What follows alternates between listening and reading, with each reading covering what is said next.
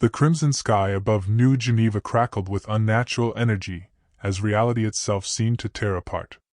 Dr. Elena Vasquez pressed her palm against the observation deck's reinforced transparent steel, watching in horror as the dimensional rift expanded above the city's skyline. What had started as a minor spatial anomaly 3 hours ago was now a gaping wound in the fabric of space-time, pulsing with malevolent dark energy that made her neural implants ache. "Dake, you need to see this," she called to the figure standing at the tactical display, his augmented frame silhouetted against the holographic projections of the city's defensive grid. Commander Dake Harrison turned from the three-dimensional battlefield map, his cybernetic eye whirring as it focused on the rift. At 42, he carried the weathered look of someone who had seen too many impossible things become terrifyingly real. The neural interface ports along his temple glowed a soft blue, indicating his direct connection to the Terran Defense Network. "Analysis?"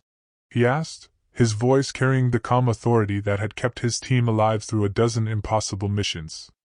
"It's not natural," Elena replied, her fingers dancing across the holographic interface as she pulled up sensor readings. "The energy signature is unlike anything in our databases. It's not quantum manipulation, not gravitational distortion, not even exotic matter interaction. This is something else entirely." The rift pulsed again, and for a moment, something vast and dark moved within its depths. Then the first of them emerged. They fell from the tear in reality like meteoric nightmares, their massive forms wreathed in the same dark energy that had torn open the sky. Orcs, but not the primitive creatures of ancient human mythology. These were beings of terrible intelligence and malevolent purpose, their bodies enhanced with what appeared to be organic machinery that pulsed with veins of black light. "Hostiles incoming," announced Lieutenant Kaichin from his position at the communications array, his voice tight with controlled fear. 67, no, make that 89 confirmed entities. More emerging every second. Dake's hand moved to the plasma rifle magnetically locked to his back. Around him, the command center of Fortress Prime, Earth's most advanced military installation, burst into controlled chaos as alerts rang out and personnel rushed to battle stations. "Sir," Elena said, her face pale as she analyzed the invaders' approach. "They're not following standard atmospheric entry protocols. They're moving under their own power, completely ignoring physics as we understand it." The first wave of Orcs landed in New Geneva's central district with impacts that registered on seismic sensors 50 kilometers away. But instead of the expected shock waves and debris, dark energy rippled outward from each impact point, corrupting the very air and turning the gleaming towers of the city into twisted, nightmarish versions of themselves. "This is High Command," crackled a voice through the neural link. "All units, code extinction. Repeat, code extinction. Unknown hostiles have breached dimensional barriers. Lethal force is authorized." Dake closed his eyes for a moment, feeling the weight of command settle on his shoulders like a familiar burden. When he opened them again, the blue glow of his cybernetic eye had intensified. "Chen, get me a direct line to President Nakamura. Elena, I need everything you can tell me about that rift. Rodriguez, prep the Valkyrie team for immediate deployment. We're going down there." "Sir," Elena protested. "The energy readings from those creatures, they're off the charts. Whatever technology they're using, it's completely alien to our understanding of." "Doctor," Dake interrupted gently, "in my experience, the best way to understand alien technology is to get close enough to shoot it." The Valkyrie-class dropship screamed through Earth's atmosphere, its adaptive camouflage shifting to match the roiling storm clouds as it approached the invasion site. Inside the troop compartment, Dake's team ran final equipment checks with the practiced efficiency of elite soldiers. Sergeant Maria Santos adjusted the power coupling on her graviton cannon, the weapon's barrel humming with barely contained energy. "Sir, intel reports the hostiles have taken the entire downtown core. Civilian casualties are estimated in the thousands." Beside her, Corporal Jack Nitro Alconquo was loading specialized ammunition into his rail gun, each round designed to punch through armor that could withstand direct hits from conventional explosives. "What are we calling them?"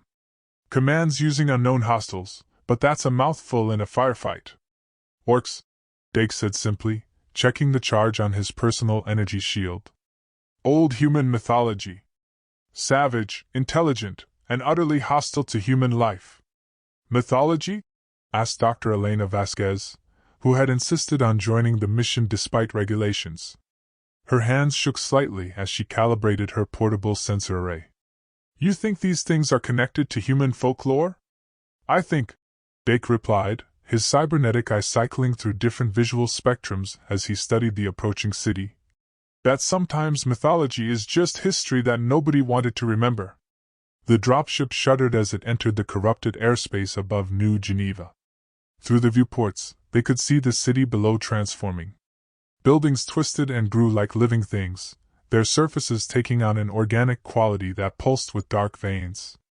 The streets themselves seemed to writhe, and the very air shimmered with malevolent energy. Jesus, whispered Private Lisa Tran from her position at the door gunner station. It's like the whole city is being digested. Landing zone compromise confirmed, announced the pilot's voice over the comm. The LZ is showing signs of dimensional distortion. Recommend we abort and... The pilot's words were cut off as something massive slammed into the dropship's starboard engine. Alarm shrieked as the aircraft spun out of control, its stabilizers fighting against impossible gravitational fields that seemed to shift and change without warning. Emergency landing! Dake shouted over the noise of tearing metal and sparking electronics. Everyone locked down! The Valkyrie hit the street at a shallow angle, its armored hull carving a deep furrow through the transformed pavement before finally coming to rest against what had once been a shopping complex but now resembled a fusion of architecture and flesh. Dake was the first to emerge from the wreckage, his enhanced reflexes already processing the tactical situation. The street around them pulsed with an alien heartbeat, and the air itself seemed thick with malevolent intention. 50 meters away, 3 orcs stood observing them with the patient intelligence of predators studying prey. Up close, the creatures were even more terrifying than the sensor readings had suggested. Standing nearly 3 meters tall, they were humanoid in basic structure but enhanced with what could only be described as living machinery. Cables of dark organic material ran beneath their skin, pulsing with the same energy that had torn open the sky. Their eyes burned with an inner fire that spoke of intelligence far beyond mere animal cunning.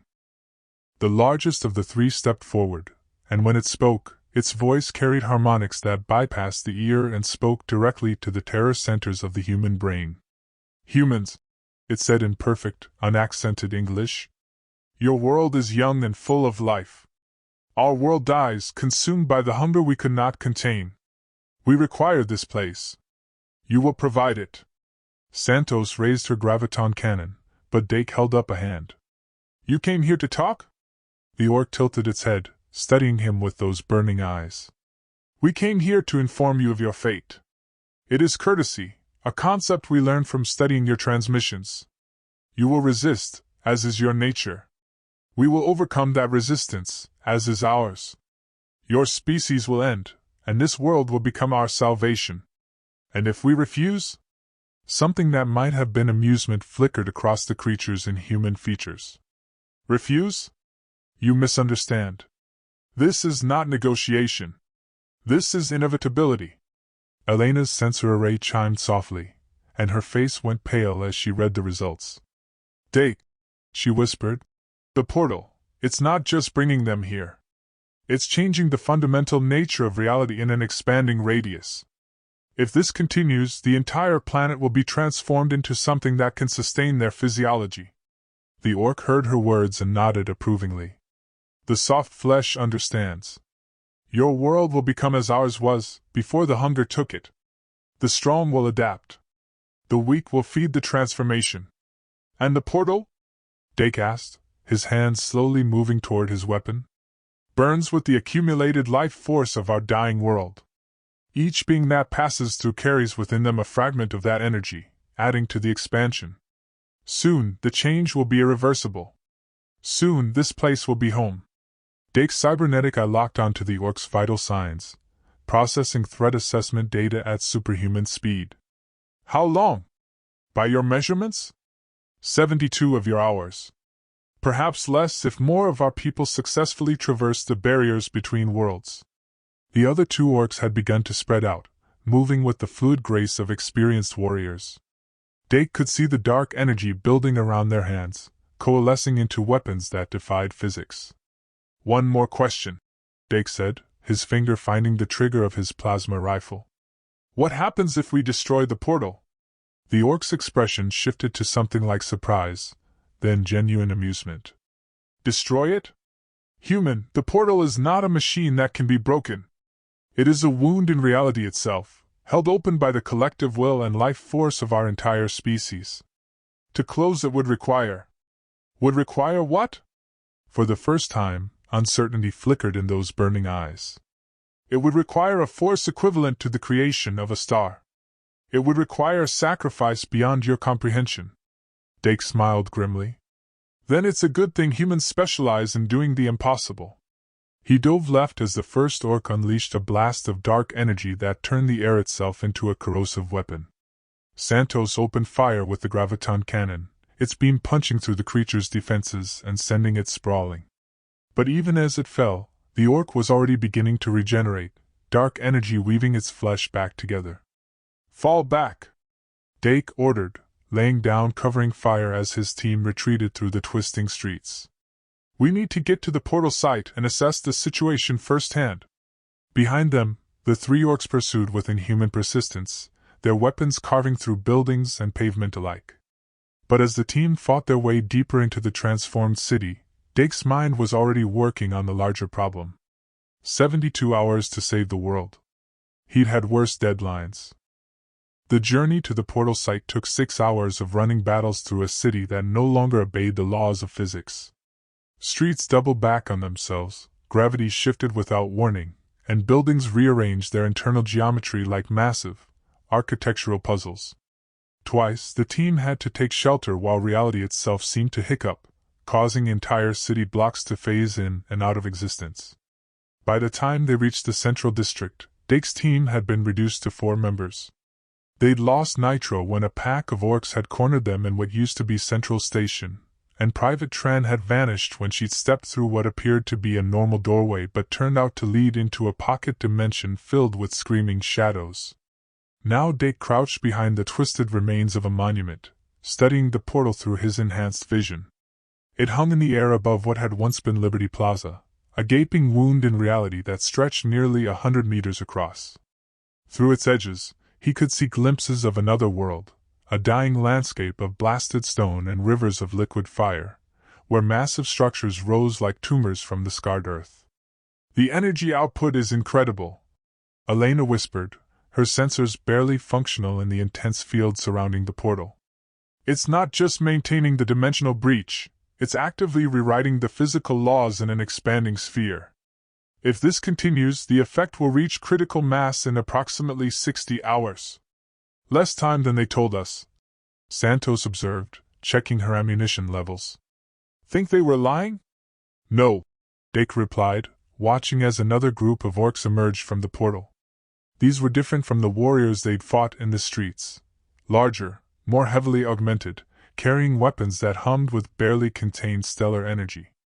I think the process is accelerating. Rodriguez keyed his communication array, trying to raise Fortress Prime on any available frequency. Command, this is Valkyrie 1. The portal site is heavily defended. Estimate 60 to 80 hostiles in the immediate area, with reinforcements arriving every few minutes. The dimensional distortion is interfering with all our equipment. Request immediate tactical nuclear strike on the coordinates. Static filled the comm channel for several seconds before a distorted voice came through. Valkyrie 1, this is High Command. Negative on nuclear option. Energy readings suggest detonation would only feed the portal's expansion. You are authorized to proceed with alternative solutions. Alternative solutions? Santos muttered. What's that supposed to mean? Dake was quiet for a moment, his cybernetic eye processing tactical data and threat assessments. Then he turned to Elena. Doctor, you said closing the portal would require energy equivalent to stellar formation. What exactly does that mean? Elena's face was grim as she consulted her readings. The portal is maintained by a quantum entanglement field that spans dimensional barriers. To collapse it would require introducing a counter-resonance with enough energy to disrupt the fundamental forces holding it open. We're talking about energy levels comparable to a solar flare concentrated into a space the size of a city block. And where exactly would we get that kind of energy? You wouldn't. Not with current human technology. Even our largest fusion reactors couldn't generate a fraction of what would be needed. Dake nodded slowly, then activated his neural link to the Terran Defense Network. The connection was weak this close to the portal, but he managed to establish a data stream with Fortress Prime's central computer. Computer, analyze all available data on hostile portal technology. Cross-reference with theoretical physics databases. Query, alternative methods for dimensional breach collapse. The response came back in streams of data that flowed directly into his consciousness through the neural interface. Theoretical possibilities, mathematical models, energy calculations that made his enhanced brain ache. But buried in the data was something interesting. There's another way, he said finally. The portal isn't just held open by energy, it's held open by consciousness. The collective will of the Orc species, channeled through their dimensional breach technology. If we could disrupt that collective consciousness... You're talking about some kind of psychic attack, Elena said incredulously. Humans don't have that capability. No, Dake agreed. But we have something else. We have the ability to make choices that defy logic, to sacrifice everything for principles that exist only in our minds. The Orcs called it our weakness. I think it might be our strength. Santos checked her weapon's power levels and shook her head. Boss, I've followed you through some crazy missions, but this sounds like you're planning something that's going to get us all killed. Probably, Dake admitted. But if we do nothing, everyone dies anyway. At least this way, we get to choose how. Rodriguez studied the portal through his scope, counting the guards and calculating firing solutions. What's the plan? Dake stood up, checking his equipment one final time. We get to the portal's base. Elena uses her sensors to find the quantum resonance frequency. I use my neural implants to tap directly into the portal's control system. And then? Then I introduce as much chaos as possible into their collective consciousness. Human chaos. The kind of irrational, self-destructive, impossibly noble stupidity that has gotten our species through every extinction-level event in our history. Elena stared at him. Dake, that would require you to link your consciousness directly to an alien dimensional manipulation device. The feedback could destroy your mind. Could, he agreed. Or it could give us the edge we need to save the world. Before anyone could protest further, he was moving, sprinting across the plaza toward the portal's base. Around him, the air itself seemed to recoil from his presence, as if his human determination was somehow antithetical to the alien energies that filled the space. The Orcs spotted him almost immediately, their weapons tracking his movement as he dodged between twisted pillars of transformed architecture.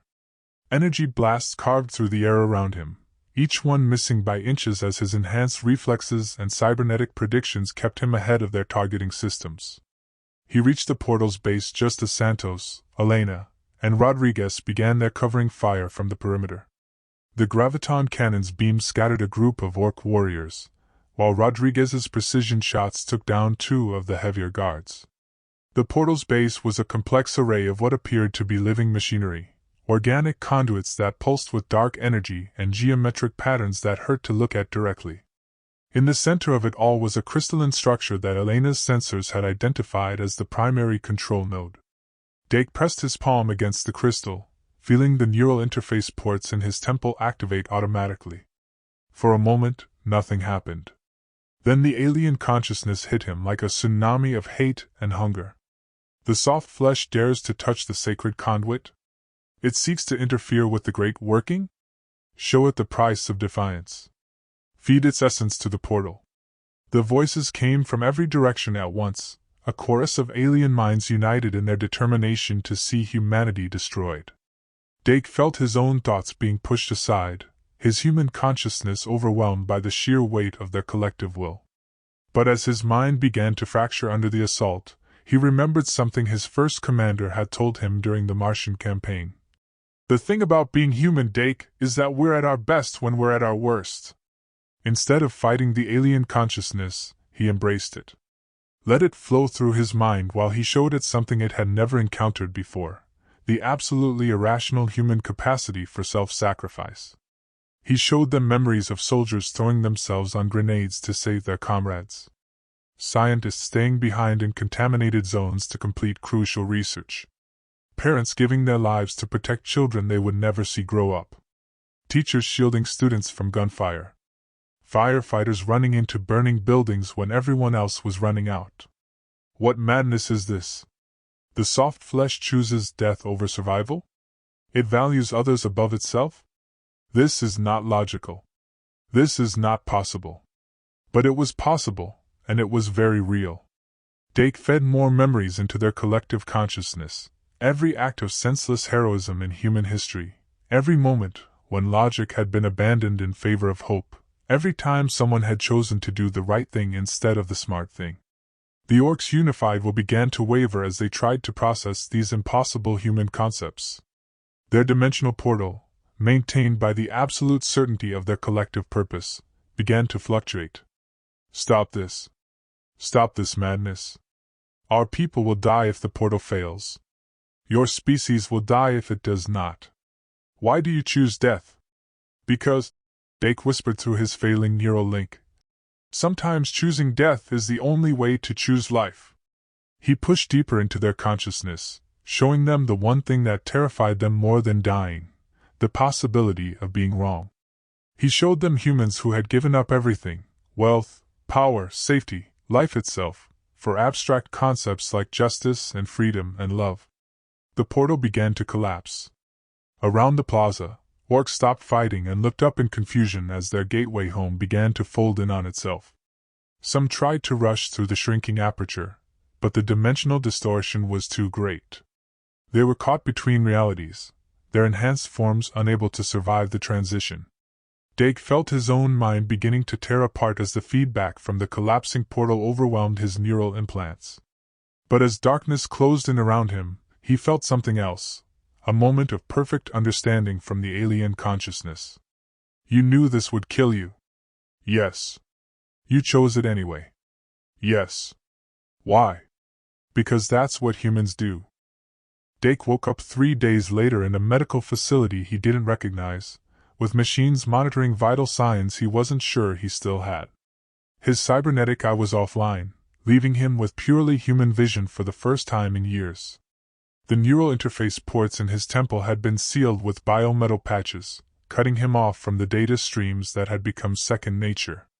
Elena sat in a chair beside his bed, her face drawn with exhaustion, but smiling when she saw him open his eyes.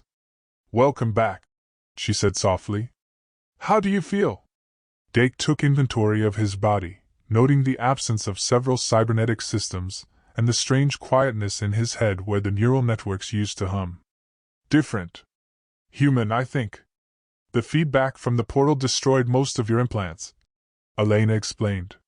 The doctors were able to save your life, but you've lost about 60% of your cybernetic augmentation. Your enhanced reflexes, your targeting systems, your connection to the defense network, all gone. And the portal? Elena's smile widened. Gone. Completely collapsed. The dimensional distortion field dissipated about an hour after you made contact with their control system. The surviving Orcs? She paused, as if searching for the right words. They surrendered. Dake tried to sit up, wincing as purely organic muscles protested. Surrendered? It was the strangest thing. According to the witnesses, they just stopped fighting. Put down their weapons and asked to speak with our leaders. President Nakamura is calling it the most unprecedented event in human history. Through the window of his room, Dake could see New Geneva in the distance. The city was still scarred from the battle, but work crews were already beginning the reconstruction. The twisted, organic architecture was slowly being replaced with clean lines of human engineering. What did they want to talk about? Elena pulled up a holographic display from her portable unit. They're requesting asylum, if you can believe it. Their world really is dying, some kind of dimensional cascade failure that's been consuming their reality for millennia. The portal technology was their last desperate attempt at survival. And now they're stuck here. About 300 of them made it through before the portal collapsed. They've been completely cooperative, sharing technology, offering to help with reconstruction, even providing medical assistance to our wounded. Elena paused, studying his face. They want to meet with you. Me? You're the human who touched their collective consciousness. According to their cultural hierarchy, that makes you something like a spiritual leader to them. They say you showed them something they'd never encountered before, the possibility of survival through cooperation instead of conquest. Dake closed his eyes, feeling the weight of unintended consequences settling on his shoulders. I was trying to destroy them. You were trying to save humanity. And in doing so, you saved them too? Elena leaned forward in her chair. Dake, what you did in there, the doctors say it should have been impossible. The neurofeedback should have killed you instantly. But somehow, your human consciousness was strong enough to not only survive contact with their collective mind but actually reshape it. The price was everything that made me more than human. Maybe. Or maybe it gave you back everything that made you human in the first place. Before Dake could respond, the door to his room opened and Santos walked in, followed by Rodriguez and, to his surprise, several figures he didn't recognize. Tall, humanoid, but unmistakably alien despite their efforts to appear non-threatening. Boss, Santos said with a grin, there are some people here who want to thank you. The leading orc, smaller than the warriors they'd fought, with fewer augmentations and eyes that burned with a gentler light, stepped forward and performed what was clearly a formal gesture of respect. Commander Harrison, it said in carefully pronounced English, I am Korth Mag, speaker for the displaced. We have come to express our gratitude for the gift you have given our people. Gift? The gift of choice. For millennia, our society has been driven by collective will, by the certainty that survival required the destruction of all potential threats. You showed us another way, the possibility of survival through sacrifice, of strength through vulnerability. The orc's expression shifted to something that might have been wonder. You showed us how to be individuals within a community rather than components of a machine. Dake studied the creature's face, noting the differences from the warriors he'd encountered. This one seemed more human somehow. What happens now? Now we learn, Korth Mag replied. We learn how to live on a world that is not dying. We learn how to build instead of consume. We learn how to be neighbors instead of conquerors. The orc paused. Will you help us learn these things? Elena had been listening to the exchange with growing excitement. Commander, this could be the beginning of something incredible. The first true interspecies cooperation in human history. Think of what we could accomplish together, their dimensional technology combined with our innovation, their collective knowledge shared with our individual creativity. Dake was quiet for a long moment, looking out the window at the city being rebuilt. Human and orc work crews labored side by side, sharing tools and techniques as they cleared away the remnants of the battle. There will be challenges, he said finally. Fear, mistrust, cultural differences that run deeper than language. Yes, Korth Mag agreed. But we have learned something from your example. We have learned that some challenges are worth facing, even when success is not certain. Santos laughed. Boss, that sounds like every mission briefing you've ever given us. Maybe that's the point, Dake replied, feeling a smile tug at the corners of his mouth. Maybe the best way to face the impossible is to admit it's impossible and do it anyway. He looked at the assembled group, humans and orcs united by circumstances that should have destroyed them all. All right. Let's learn together. 6 months later, Dake stood on the observation deck of New Geneva's rebuilt central tower, watching the sunset paint the sky in shades of gold and crimson. The city below was a fascinating hybrid of human and orc architecture, soaring spires of traditional steel and glass interwoven with organic structures that seemed to grow rather than being built. Elena joined him at the railing, carrying 2 cups of coffee and looking far more relaxed than she had during the crisis. The integration is proceeding faster than anyone expected, she reported. The joint research teams have already made breakthroughs in dimensional physics that would have taken us centuries to achieve on our own.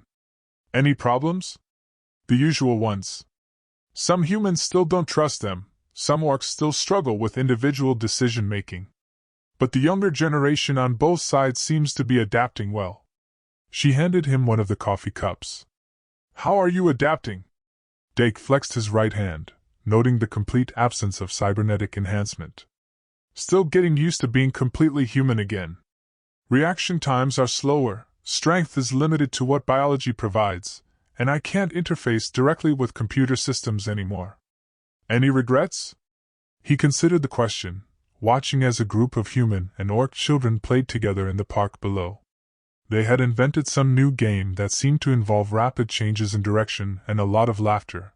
Apparently, the language of play was universal. No, he said finally. I spent so many years becoming more than human that I forgot what it meant to be human. Now I remember. Which is that being human isn't about being perfect. It's about choosing to try, even when you know you might fail. It's about being willing to sacrifice everything for something you believe in, even if that something is as simple as the idea that everyone deserves a chance.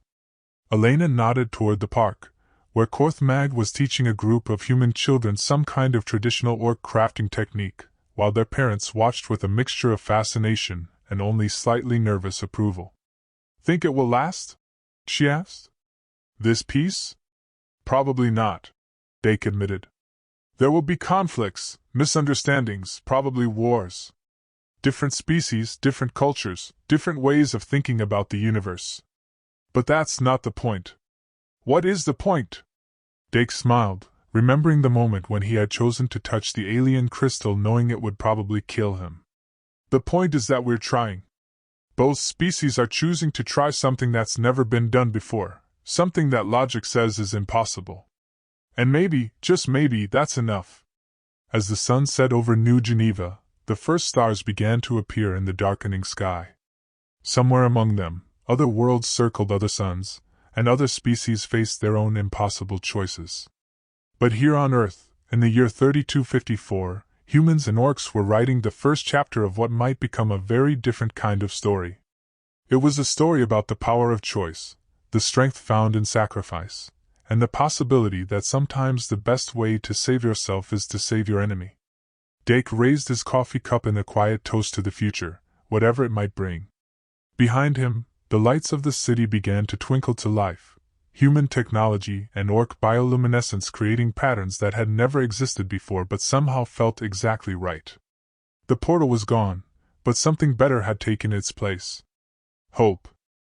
The dimensional portal technology described in this narrative represents a theoretical fusion of quantum mechanics and consciousness research that pushes the boundaries of current scientific understanding.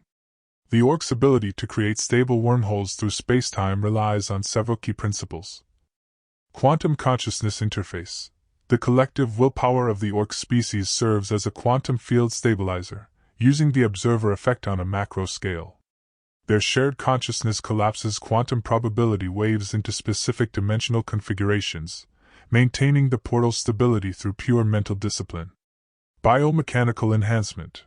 The orc's integration of organic and mechanical systems represents an advanced form of symbiotic technology. Rather than replacing biological functions with artificial components, their augmentations work in harmony with natural processes, creating hybrid beings capable of surviving dimensional transitions. Reality manipulation. The dark energy that surrounds the orcs and their technology is actually a controlled form of exotic matter that allows them to temporarily alter local physics. This explains their ability to ignore gravity, regenerate from injuries, and reshape their environment to match their physiological needs. Dimensional cascade theory.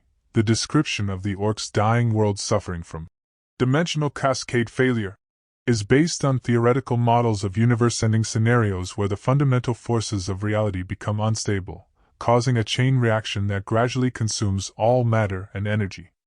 Human neuroplasticity. Dake's ability to survive direct neural interface with alien technology highlights a unique aspect of human consciousness, its adaptability and resistance to external influence when motivated by abstract principles. This suggests that consciousness itself may be a form of exotic energy capable of influencing quantum states. The story's central premise, that human irrationality and self-sacrifice could disrupt an alien collective consciousness, is based on emerging theories in consciousness research that suggest individual awareness may be more fundamental to reality than previously understood. While the technology described remains firmly in the realm of science fiction, the underlying principles explore genuine questions about the relationship between mind and matter, the nature of consciousness, and the possibility that intelligence itself may be a force capable of shaping the universe at quantum levels.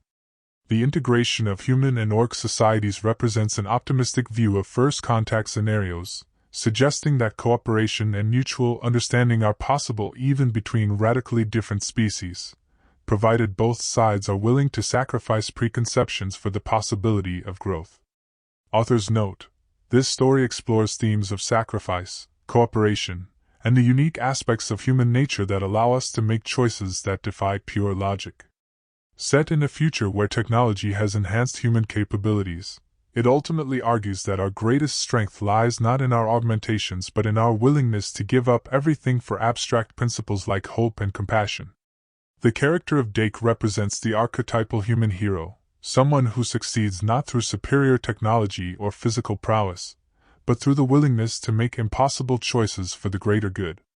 His transformation from an enhanced soldier to a fully human individual parallels humanity's journey from a purely survival-focused species to one capable of transcending its biological limitations through moral choice. The Orcs serve as both antagonist and eventual ally, representing a different evolutionary path, one where collective survival trumped individual choice until contact with human consciousness showed them alternative possibilities. Their transformation suggests that even the most alien intelligences may be capable of growth and change when exposed to new ideas. Ultimately, The Last Portal is a story about the power of choice, the strength found in vulnerability, and the possibility that the most human thing we can do is choose to be more than human through our willingness to sacrifice for others.